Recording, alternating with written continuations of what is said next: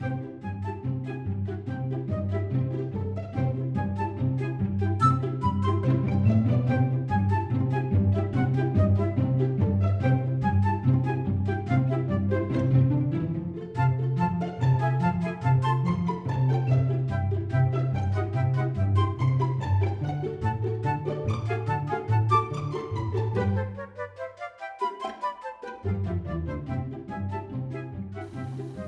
Classics is sponsored by the Gateway Film Center and is produced by John DeSando and Johnny DiLoretto. Listen to shows online at wcbe.org. I'm Johnny DiLoretto. I'm John DeSando. This is Cinema Classics. It is. Oh man, we're staring down the barrel of this election. Yes, what an election is going to be. Bizarre. Mm-hmm. Bizarre all the way around. So I was poking around on, streaming platforms. VOD. Yeah, VOD. And speaking of VOD, I stumbled upon V for Vendetta. Oh, what a bizarre film. Yeah, so that one came out, I want to say early 2000s. It was after the success of the Matrix films. Mm-hmm. And it was directed by a guy named James McTeague, who he came out of that. I guess he was like the stunt coordinator, second unit action director, I don't know, of those Matrix movies. And it had the stamp of the Wachowskis imprimatur on Okay. it, you know? So back then when it came out, everybody was really excited about it, but it tanked. No one really was cared. in it? Like was Hugo weird. Weaving or somebody? Hugo Weaving is the guy who's wearing this Guy Fawkes mask. Yes. And but it turns out another guy actually started the role and was replaced shortly after a shooting began.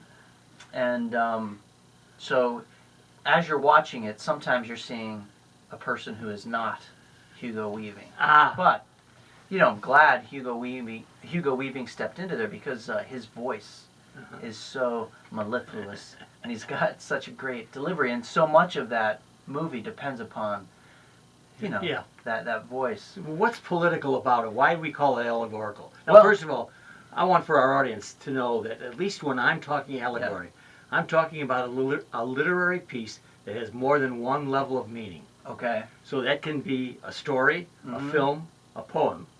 But if you can attach more than one level of meaning, it's probably allegorical. All right? Okay. You would agree? Yeah, allegory. I wouldn't necessarily call it allegory so much as I would say it's analogous to what we're going through right now. But if it has this plot, and then the plot underneath is, the plot is a sort of, in the near future, a totalitarian authoritarian state has taken over Britain, and this guy, V, is wearing this mask, and he's mounting a sort of terrorist campaign against this brutal government, which has silenced people, which is nationalist, white nationalist, it's anti-gay, it's, in some ways, in many ways, it resembles our worst... You think? Yeah, not only do I think it, that's why I hesitate to call it an allegory, because it doesn't seem so far-fetched. Well, it still is a comparison, I think, what you're talking about. It's a comparison. Yeah. I feel like the moment that we're living in here, at least in America, we're just a few baby steps away from this nightmare that is given image to in V for Vendetta. Well, can I offer my favorite allegory? Yeah. Metropolis. Oh, yeah, tell me. But I saw that you have this picture up. Why that? Machinery and class struggle. Mm-hmm. So the overpowering emergence of machinery, evidenced in the stamping out that goddess Metropolis. Yeah. But more importantly, the struggle between the haves and the have-nots. Okay. So the people underneath the workers, and then the class up top. So to me, that's allegorical. It's pretty close to actually the way things are. But in that world, which is a fantastic world, there is a parallel to our world. And let me echo you again, is it so far different from today? We have the haves and the have-nots. We have technology just consuming our lives. Mm-hmm. So that's where allegory really works for me. Okay. Yeah. Well, then you should see this movie called Vivarium. Have you seen it? You know, I know the name, and I'll bet I did. No, it's not necessarily a political movie. I would say it's more of a horror / sci-fi movie. But a couple, a young couple, played by Imogen Poots and I forget the guy's name now. Damn it. Hold on. What's that guy's name? Jesse Eisenberg. I got it. Yeah, they've been together a couple of times. Hold on. More than once, probably 3 times, 4 times they've been together. So it stars Imogen Poots and Jesse Eisenberg. Yes. And you say they've been together a few times? Yes, they are, and they may be a couple, but they just did the one about the housing. That's it. That's the one. Oh, that's Vivarium. Yes, Yeah, of yeah, course yeah. it is. Yes. Yeah. So they go and they're looking to buy a house. Oh, what a strange. And this weird guy Yes. takes them. I'm going to show you this property, right? The guy gives you vibes like you know something's off. They get here. They can't get out of this development. Yeah. All the houses, for as far as the eye can see, are the same and they're green. Everything is. It's almost like a suburban nightmare of the Truman Show, except they're alone. Yeah.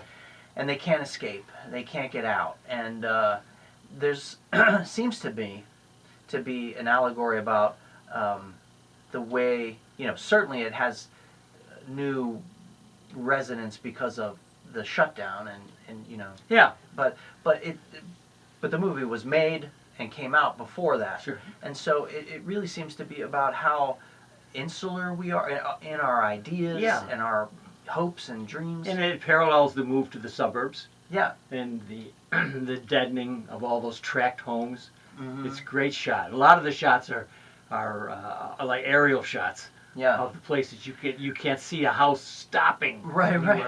But central to the premise is this baby arrives, and it grows very rapidly.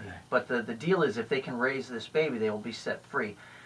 Part of the satire and the horror of it comes from their inability to raise this child, their reluctance to love it. And to me, it says a lot about maybe a cultural narcissism Good. of the younger people. Yes, got it. But anyway, it goes hand in hand. Maybe a great double feature would be V for Vendetta and Vivarium. Vivarium. Right. Great. Another one. Yeah. I'm trying to look at my list here and select one, but one that I think that you will like, Fight Club, 1999. Yeah, I've never been a real fan of that movie. Just saying for the topic. I got you. Yeah. That seems to be about consumerism. You got it. And men being lost. And the white males. There's sublimating their homosexual urges and it coming out in some sort of have violent... likened them to zombies. Yeah. Zombie white guys. Right. Yeah. All right. Okay. These are our political allegories. Yeah. Right. I think that's an interesting. There could 2 double features there. You can watch Metropolis and Fight Club, and then Vivarium and V for Vendetta. You got you got a bird's eye view of everything wrong with American culture. And you and I will be there. Yeah.